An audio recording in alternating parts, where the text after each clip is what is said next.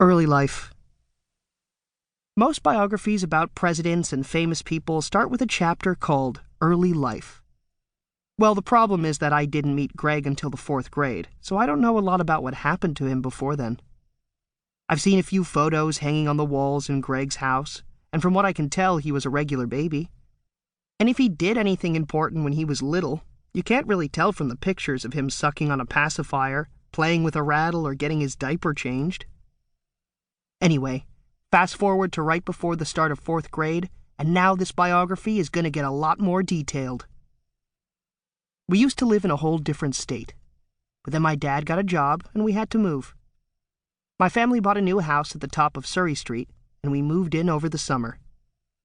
The first few days I didn't leave the house because I was scared about being in a new place.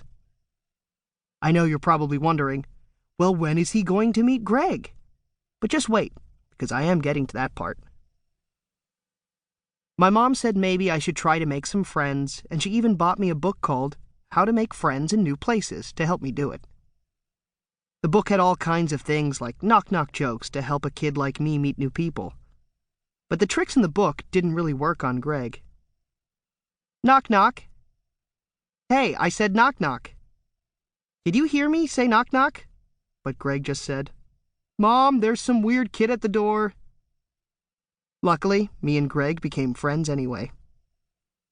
I told Greg I lived in the new house at the top of the hill, and he said that was kind of bad news for me because when our lot was empty, he planted a flag there, so now he owned my house plus everything in it.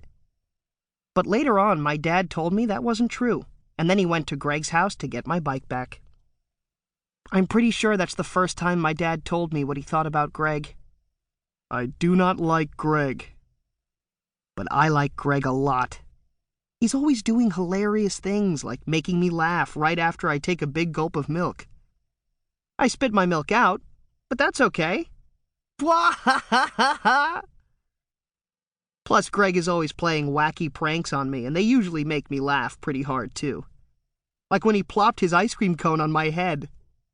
I don't get it. So I'll bet you can tell why me and Greg have been best friends since 4th grade. I even got us a best friends locket to make it official, but Greg says those things are for girls and that's why he won't wear his half.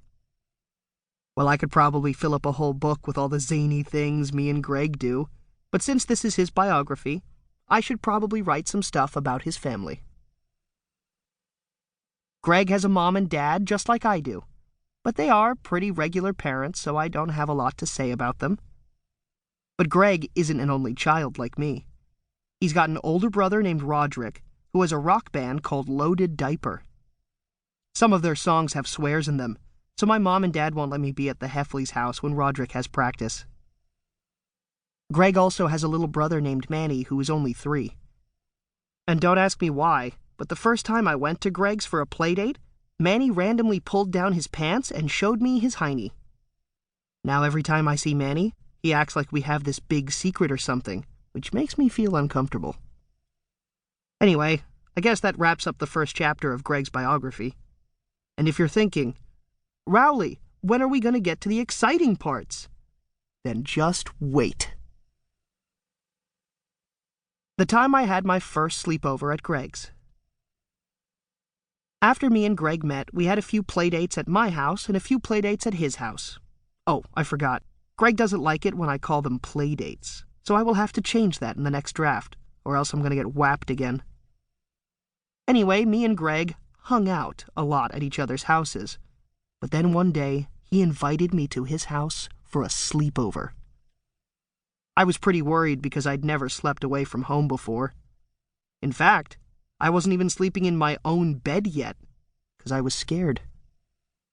I told my mom I was too nervous to stay at Greg's, but I got a little less nervous when she said I could take my stuffed bunny Carrots with me.